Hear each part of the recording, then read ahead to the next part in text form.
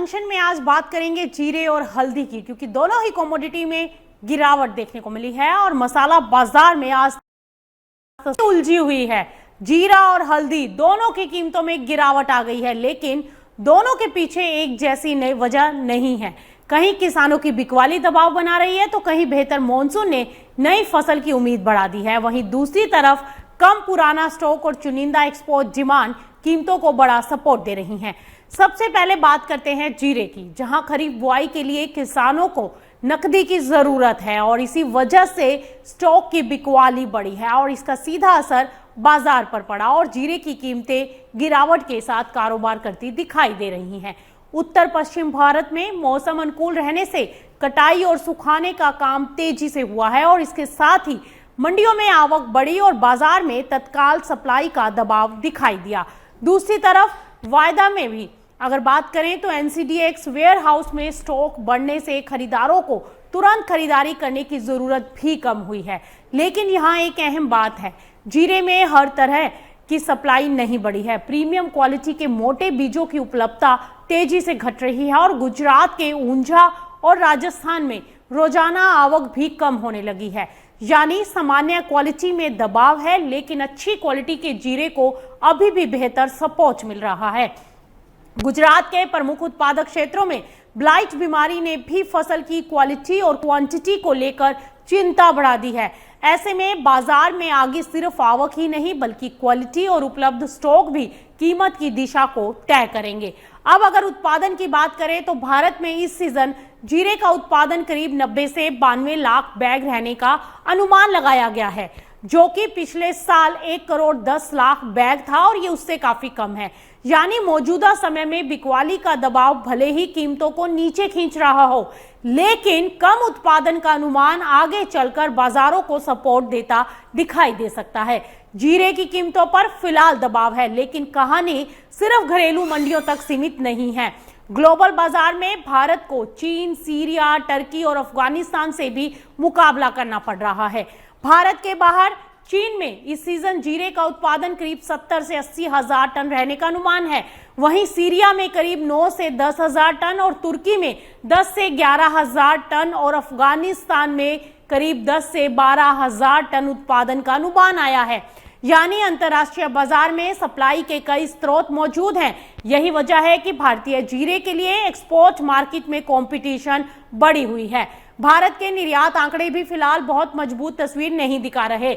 मई में जीरे का निर्यात साल दर साल 26% घट गया है, जबकि अप्रैल मई की अवधि में निर्यात 22% घटा था। हालांकि पूरी कहानी यहां पर निराशाजनक नहीं है। सिंगापुर, यमन, मैक्सिको और केन्या को भारतीय जीरे की शिपमेंट में तेजी देखने को मिली है। इसका मतलब यह है कि कुछ उभरते बाजारों में भारतीय जीरे की डिमांड बढ़ रही है और एक्सपोर्टर्स के लिए नए बाजार तैयार हो रहे हैं। यानी चीन जैसे बड़े बाजारों में कमजोरी के बीच भारत अब नए खरीदारों और नए निर्यात बाजारों पर ज्यादा निर्भर हो रहा है। घरेलू बाजार की बात करें तो ऊंझा में स्पॉट में जीरे का भाव 20,500 के आसपास है, लेकिन यहां भी एक अहम बात है, उत्पादन पिछले साल से कम रहने का अनुमान है और प्रीमियम क्वालिटी के मोटे बीजों की उपलब्धता घट रही है। इसीलिए जीरे में फिलहाल तस्वीर साफ है। कमजोर एक्सपोर्ट और किसानों की बिकवाली कीमतों पर दबाव डाल रही है, लेकिन कम उत्पादन, घटती प्रीमियम क्वालिटी और नए विदेशी बाजार गिरावट को सीमित करने की कोशिश कर रहे हैं। अब जीरे से हल्दी की तरफ बढ़ते हैं, जहां कहानी बिल्कुल अलग है। हल्दी में इस बार मॉनसून ने बाजार का सेंटीमेंट बदल दिया है। महाराष्ट्र, तेलंगाना और उत्तरी कर्नाटक में बेहतर बारिश से फसल को लेकर चिंता कम हुई है। इसी उम्मीद में हल्दी की कीमतों में गिरावट आ गई और 21,000 के नीचे लुढ़क गई, 20,500 के आसपास वायदा पर कारोबार करती दिखाई दे रही है। तेलंगाना और आंध्र प्रदेश के प्रमुख जलाशयों में पानी की स्थिति बेहतर होने से फसल के महत्वपूर्ण बढ़वार चरण में सिंचाई और नमी की चिंताएं अब कम हुई हैं।